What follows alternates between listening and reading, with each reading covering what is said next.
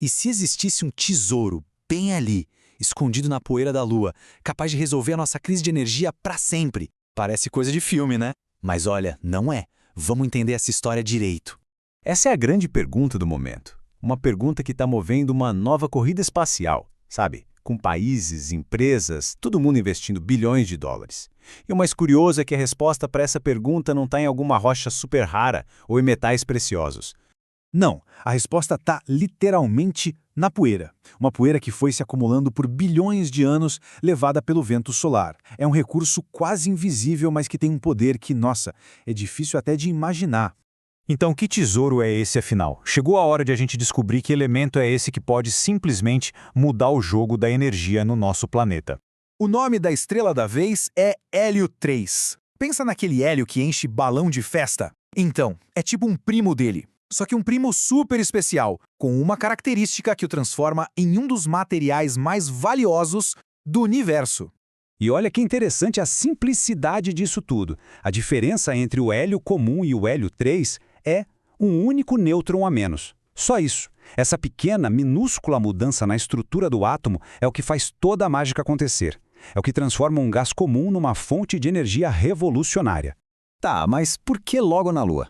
É simples. A Terra tem uma espécie de escudo protetor, sabe? O nosso campo magnético e a nossa atmosfera. Eles nos defendem do vento solar, que é de onde vem o hélio 3. A Lua, coitada, não tem nada disso. Então, por bilhões de anos, ela foi bombardeada sem dó por esse vento, que foi plantando o hélio 3 direto na superfície dela, nesse solo que a gente chama de regolito. E a gente não está falando de pouco, não. A quantidade é, bem, astronômica. As estimativas mais pé no chão já falam em, no mínimo, 1 milhão de toneladas. Só para ter uma ideia do que isso significa, aqui na Terra inteira, a gente só tem algumas centenas de quilos. É uma diferença absurda. Ok, entendi que tem muito lá. Mas, e daí? Por que todo esse alvoroço por causa desse hélio 3? O que ele tem de tão especial? Bem, a resposta está na promessa de uma energia de fusão nuclear perfeitamente limpa. É aqui que a mágica acontece. Essa é a fórmula. Basicamente, quando você junta o hélio 3 com o deutério, que é um tipo de hidrogênio que a gente tem de monte nos nossos oceanos, a reação libera uma quantidade absurda de energia. Mas o mais incrível mesmo não é o que ela produz, é o que ela não produz. E é exatamente isso que a gente vê aqui. Diferente da fusão nuclear que a gente costuma ouvir falar, que gera nêutrons radioativos, lixo nuclear e toda aquela dor de cabeça, a reação com o hélio 3 é limpa. Quase não sobra nenhum resíduo perigoso. É por isso que todo mundo chama esta tecnologia de o santo graal da energia. Agora se prepara, porque a densidade de energia é uma coisa de louco. Uma única tonelada de hélio 3, só uma tonelada, consegue gerar mais ou menos 10 terawatts-hora de energia. Para colocar em perspectiva, isso é mais do que uma cidade gigante como São Paulo consome num mês inteiro. E agora, o número que realmente explode a nossa cabeça. Estima-se que com apenas 100 toneladas, o que caberia na carga de uns poucos caminhões, daria para abastecer o planeta inteiro de energia por um ano. Um ano! E vale lembrar, as estimativas dizem que existem milhões de toneladas disso lá na Lua. Tudo bem, a promessa é sensacional, né? Mas como é que a gente faz para trazer esse tesouro para a Terra? Bom, é aí que a coisa começa a parecer um roteiro de filme de ficção científica. A gente entra na fase que poderíamos chamar de o grande assalto lunar. Na teoria, o plano parece até que fácil. Passo 1, coletar o solo da Lua. Passo 2, esquentar esse solo para mais de 600 graus. Passo 3, capturar os gases que vão sair dali, incluindo o nosso hélio 3, e, por fim, separar o que interessa, guardar e trazer para a Terra. Moleza, né? Bom, E olha, pode parecer papo de maluco, mas não é. As maiores potências espaciais do mundo estão com os olhos bem abertos para esse prêmio. NASA, Agência Espacial Europeia e a China, principalmente.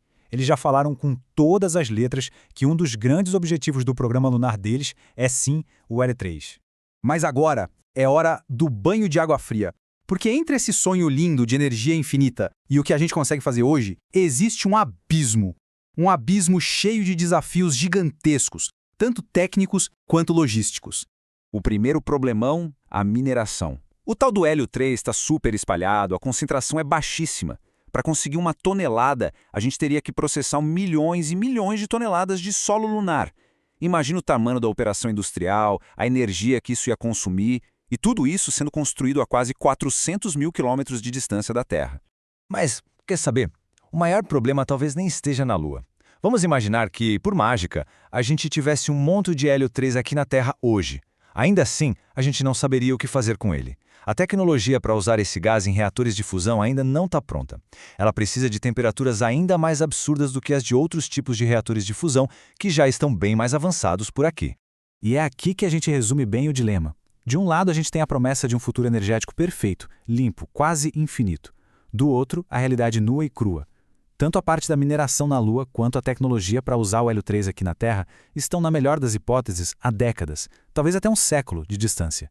Só que, calma lá, a história não acaba aqui. É muito importante entender que o hélio 3 não serve só para essa ideia de energia do futuro. Ele já é super valioso hoje. É usado em detectores de segurança super avançados em portos e aeroportos, em pesquisas de ponta para computação quântica e até na medicina, para fazer exames de pulmão de altíssima precisão. Ou seja, o valor dele já é imenso, mesmo sem a gente falar de fusão nuclear. E tudo isso nos leva a uma reflexão final, né? Essa busca pelo hélio 3 na Lua, com todos os custos e desafios gigantescos que a gente viu, será que é um investimento visionário, um passo essencial para o futuro da humanidade? Ou será que é uma distração muito cara que tira o foco dos problemas de energia que a gente precisa resolver agora, hoje, com a tecnologia que a gente já tem? A resposta para essa pergunta com certeza vai definir os próximos capítulos da nossa história na exploração espacial.